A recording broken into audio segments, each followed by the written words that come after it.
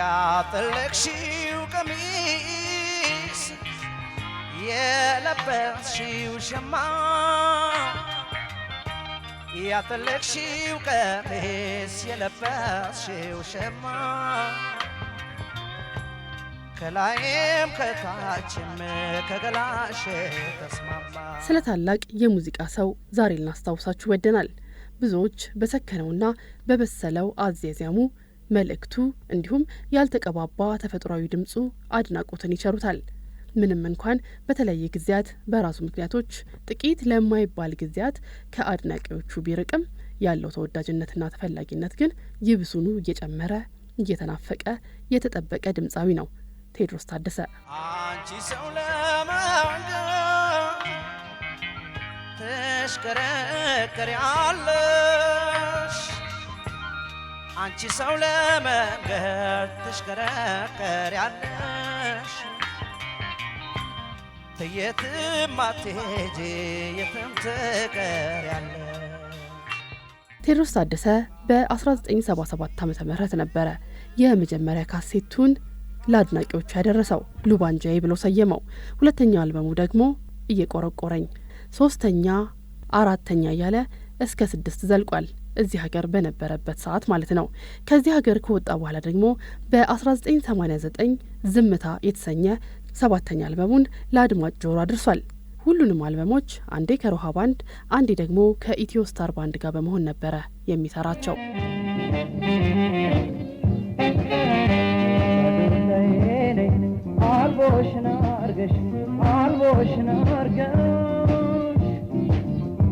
ከፍቅርሽ ጎጆ ከቤትሽ ደረሽ ከቤትሽ ደረሽ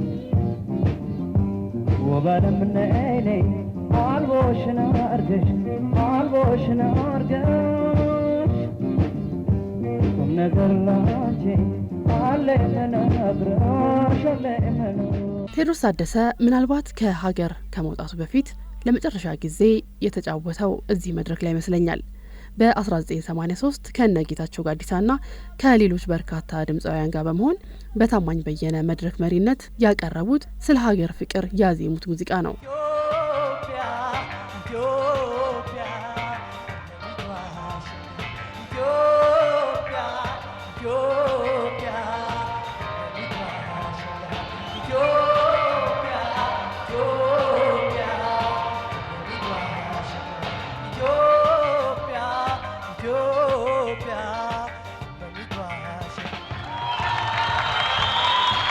ምንም ማሰልች ቢሆን ጦርነቱ ቢመር ሀገራችን በድል ሰላም መሆኑ አይቀር። እምዬ ኢትዮጵያ የመረለች ሰብሎን አውድማው ጎተራው የሆነልሽ ሞሎን በቸሩ ነው ይደር ጋራ ሸንተረሽ ወንዛ ወዘሽ ሁሉ።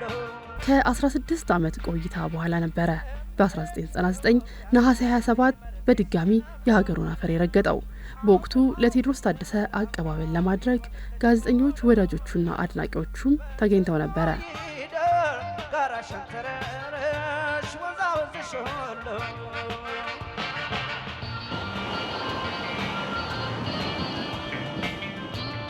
ጣቢያችን ከአንጋፋው ድምፃዊ ቴዎድሮስ ታደሰ ጋር ቆይታ በማድረግ ስለ ሕይወቱ ከኢትዮጵያ ውጪ ስላሳለፋቸው ጊዜያት፣ ስለ ስራዎቹና የተለያዩ በሱ ዙሪያ ስለሚያጠነጥኑ ጉዳዮች እያነሳ ቆይታ አድርጎ ነበረ።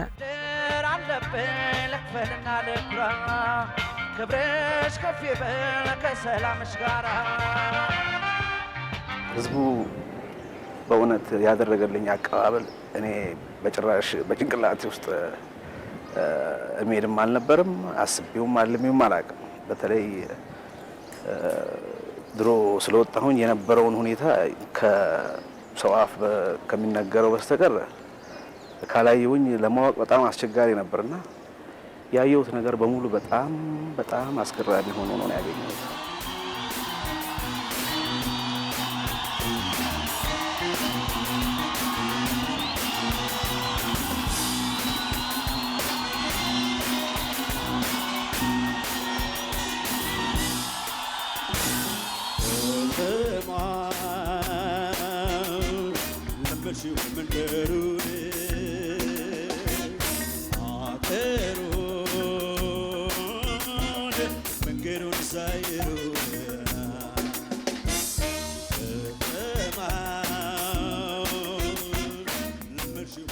ተወልጄ ያደኩት እዚሁ አዲስ አበባ ከተማ ድሮ መስፍን ሀረር መንገድ ከሚባለው ሰፈር ከዛ ደግሞ በላይ ዘለቀ ነው የተባለው አሁን ምናልባት ስሙ ተቀይሮ እንደሆነ አላውቅም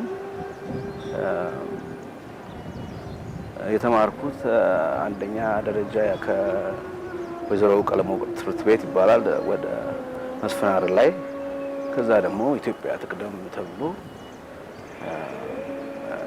የተከፈተ ትምህርት ቤት ነበር እዛው መስፍን ሀረር እዛ ነው የተማርኩት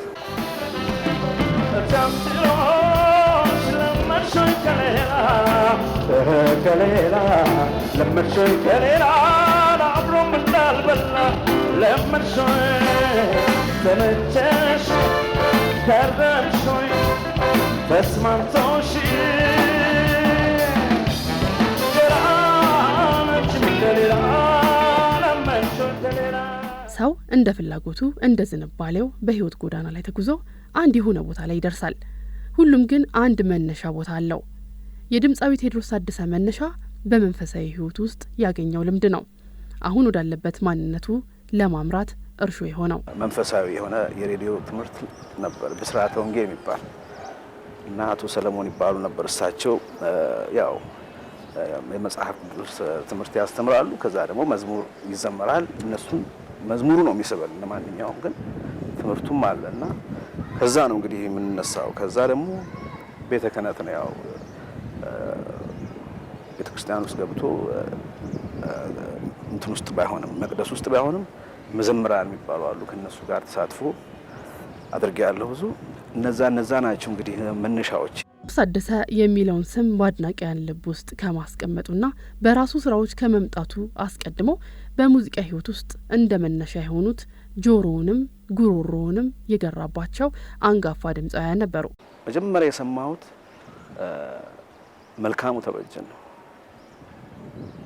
እና ዋሳ ላንጋ ነው ስትወደኝ ስወዳት ስኖር በደስታ እነሱ ነው እና ሰውየውን በደንብ ሰማው ነበርና የሱን ዘፈን አንጎራጉር ነበር ከዛ ደግሞ ማን መጣ እነ ሚልኮስ ናቸው መጡ ከዛ ደግሞ ሙሉ ቀን መጣ ማለት ነው እንታ ታውቅሷ ሰውም ችላይላት በኔው ትዘባነን አትከብደኝ መተዋ የመጀመሪያው ትልቁን ማስታወሻ ልንገር የመጀመሪያ የዘመናዊ ዘፈን ስቴጅ ላይ የወጣውበት ነው ማለት አንድ ጊዜ ምን ይሆናል እዛ እኔ መኖርበት ሰፈር ሰርግ ይደረጋል እና ሰርገኞቹ ሰርጉ የተደረገው ገነት ሆቴል እና ይዘውኝ ሄዱ ማለት ነው የዛን ጊዜ ምናልባት እኔ አላስታውስም በርግጥ ምናልባት 16 ወይ 17 ዓመት ሆናለሁና ይዘውኝ ሄዱ እኔ አላውቀውም ሙሉ ቀን እና እጂ አዘፍረኝ አልኩት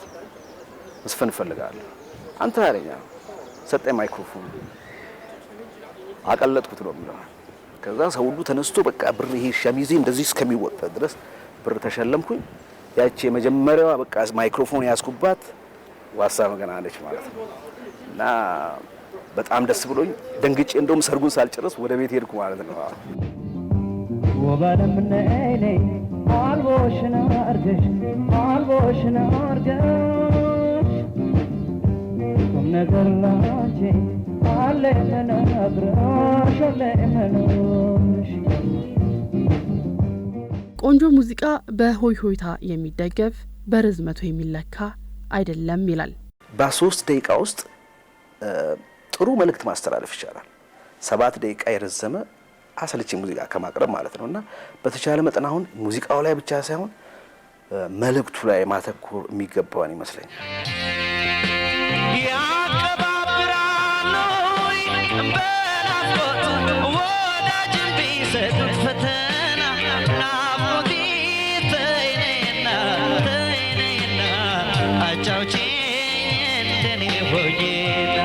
ብዙዎቻችን ቴዎድሮስ ታደሰን በአማርኛ ሙዚቃ ስራዎቹ ብቻ ነው የምናውቀው።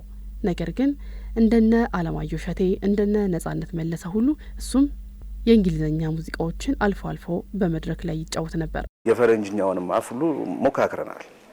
እድሜ ለሮሃ ባንድ፣ እድሜ ለኢትዮ ስታር ባንድ ነው ቢት አቆጣጠር አሳይተውናል፣ አዘፋፈን አሳይተውናል። ከዚህ ቀጥሎ ዲስኮ ፊቨር የተባለውን ዘፈን በቴዎድሮስ ታደሰ እናሰማ።